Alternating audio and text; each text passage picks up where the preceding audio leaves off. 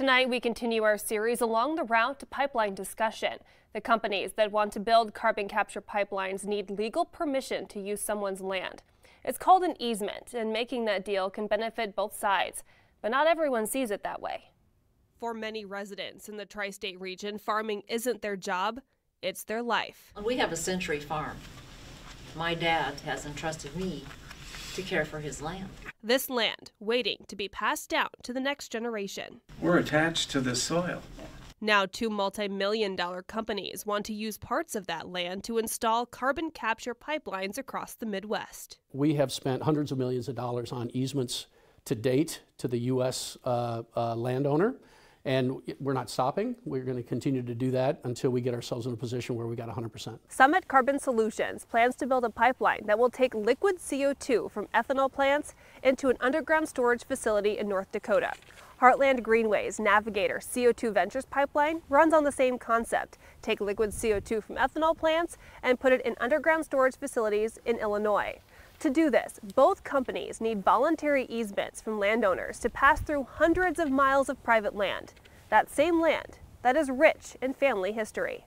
Landowner negotiations necessarily are weeks and months of type of progress, not something that you do in a matter of days. Those negotiations are for easements. Those easements give each company access to private land to work and install the pipeline. Negotiation is far more broad than that. Negotiation is how that pipeline is put in. Is there different and additional restoration steps that you as a landowner want to include or delineate as part of that? This will be my 40th year. Kelly Neuenhaus lives and farms near Primgar, Iowa. I'm the one that in the family that has both Summit and Navigator, and we've already signed our easements. Farming is the family business.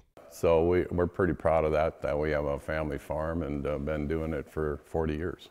He's already reached easement agreements with both Summit and Navigator. We negotiated with both of them. We had very respectable land agents come to our farms and visit with us, and we probably met with them 3 or 4 times at least. And we asked for a few other things that we wanted done, and they were happy to do that. Part of the easement agreement details potential property damage and for farmland potential crop losses, not just for the time of construction, but for several years after. And we feel like we're partnering with the U.S. agricultural landowner, as well as others that have easements, and those partnerships we're working through this economic discussion. But not everyone in the path of the pipeline is on board. And without the limitation of contact of landowners, then land agents are still harassing landowners incessantly to sign easements and offering more and more and more money, which is a bribery situation. It's not a business plan, it's a bribery situation. Deb Main is one of more than a dozen landowners in the tri-state area who oppose these pipelines.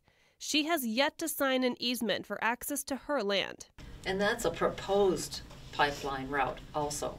Right. Doesn't mean they're going to stick with that, because some people have signed an easement because it just went across the corner of my property.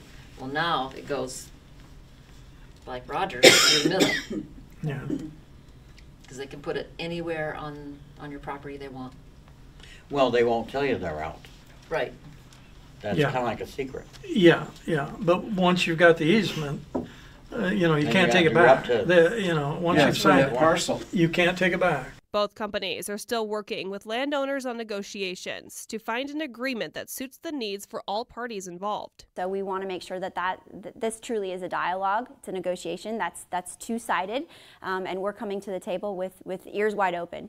Some of the economics that we're delivering, and a lot of the economics we're delivering, they're different because every farmer has got a different situation. I figured on my property where the permanent easement was, if I was guaranteed a $300 an acre profit forever, it would take me over 100 years to equal this one-time payment. So pretty satisfied with the compensation.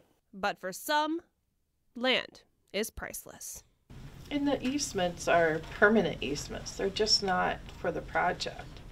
If they get done with it after they've collected all their tax credits, they could sell it to another company and we have no say about it, and we just have to live with it. Yeah, it's forever. It hangs on your land forever. Yeah.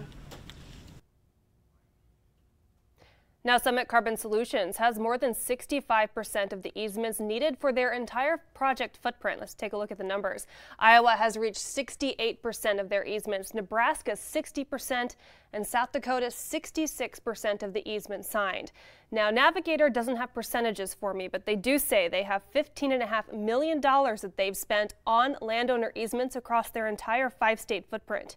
To see both companies' easement breakdowns by state, visit this story on SiouxLandNews.com.